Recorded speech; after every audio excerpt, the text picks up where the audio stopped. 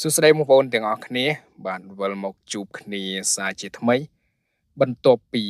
បែកគ្នាយូរដែរបងប្អូនបាទច្រើនខែដែរហ្នឹងហើយអញ្ចឹងជួបគ្នាសាជាថ្មីឥឡូវនេះគឺ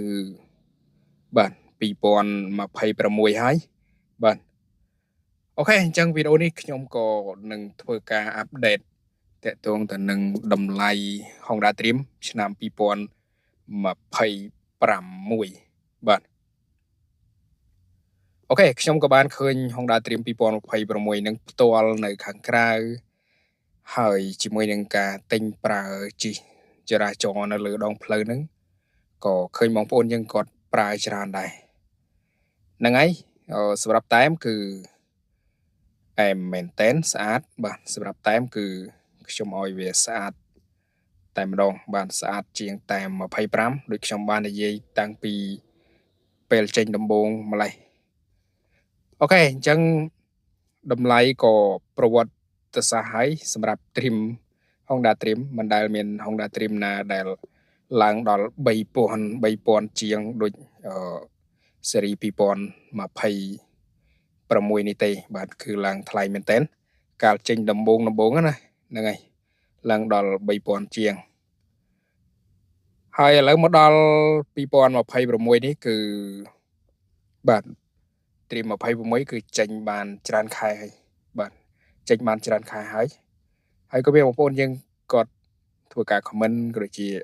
ប្រកាសជាមានបងប្អូនយើងច្រើនចង់ដឹងបាទតើតម្លៃវាហ្នឹងនៅប៉ុន្មានបាទចុះឬក៏ឡើងឬក៏នៅដដែលបាទ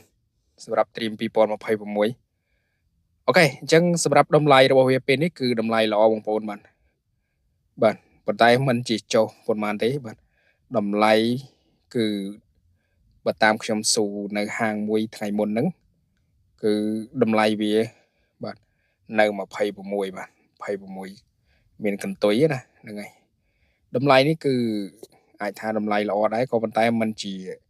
ចុះអីប្រហែលទេបាទ26បាទតម្លៃ26នៅក្រាស់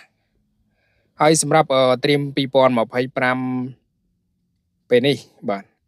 ប្រហែលជាតាមកន្លែងមួយហ្នឹងប្រហែលជាដាច់ស្តុកហើយ Dream 25ថ្មីកេះហ្នឹងហើយ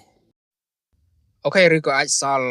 1 2ឬក៏វាមិនសូវសម្បូរទេព្រោះមកដល់ពេលនេះហើយអាចនឹងដាច់ស្តុកហើយសម្រាប់ Dream 25កេះថ្មីកេះអាចនឹងសល់តែមួយទឹកទេអញ្ចឹងសម្រាប់តម្លៃDream 26នេះគឺបាទតម្លៃវាសម្រាប់ពេលនេះគឺ26មានកន្ទុយបាទហើយវាអាចនឹងមានការប្រែប្រួល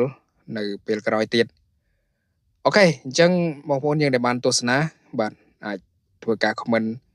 នៅខាងក្រោមបាទហើយអាចបាទជួយចុច subscribe បាទ like comment បាទដើម្បីទទួលបានវីដេអូថ្មីជាបន្តទៀតអូខេហើយយើងនឹងជួបគ្នានៅវីដេអូបន្តបាទជាចុងក្រោយបើសិនជាមានកំហុសឆ្គងសូមអធិស្ឋានអរគុណជម្រាបលា